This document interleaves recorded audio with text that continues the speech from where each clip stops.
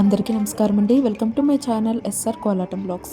మా స్టూడెంట్స్ చేసిన ఈ కోలాటాన్ని మీరు కూడా ఒకసారి చూసేయండి. అలాగే ఈ కోలాటం యొక్క ఫుల్ వీడియో కావాలంటే కింద లింక్ ఇస్తాను, ఒకసారి వెళ్ళి చూసేయండి.